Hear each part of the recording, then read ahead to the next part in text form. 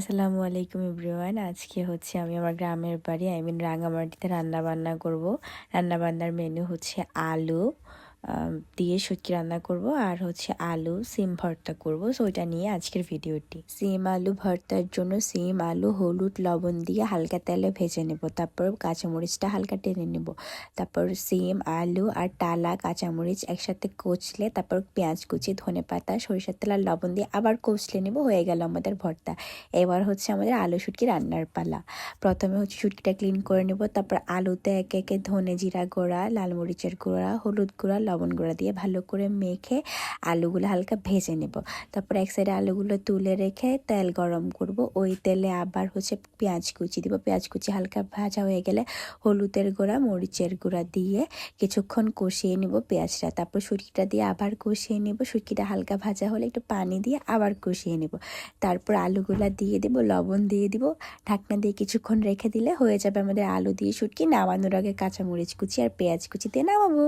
আমি আগেও বলেছি, এখনও বলছি, আমি আমার স্টাইলে রান্না করি, আর এটাই আমার কাছে খেতে অমৃতের মতো লাগে। রান্না আসলে একটা আর্ট, সবাই সবার মতো করেই করে। শীতের দুপুরবেলা গোসল করার পর রোদে বসে এক প্লেট ভাত নিয়ে বসলাম। যাই হোক, আমার সাথে আছে হচ্ছে নতুন আলু দিয়ে শুটকি রান্না করছি ধনেপাতা দিয়ে, আর হচ্ছে সিম ভর্তা। এখানে হচ্ছে সিম আলু ধনেপাতা দেন কাঁচামরিচ দিয়ে ভর্তা বানাইছি। দেন খাবো এখন।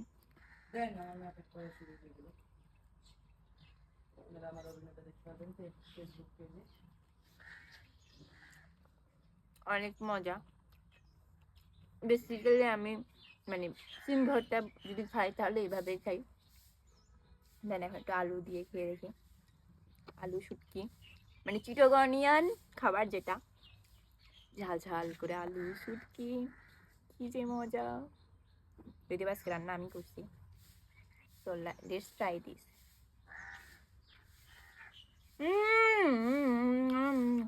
অমৃত। যারা শুটকি খায় না, আমার মনে হয় তারা পৃথিবীর সব থেকে দুঃখী মানুষ। খুবই মজার খাদ্য। নাম নাম নাম।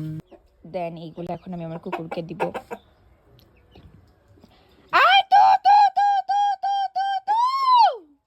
চলে আসছে আমার কুকুর।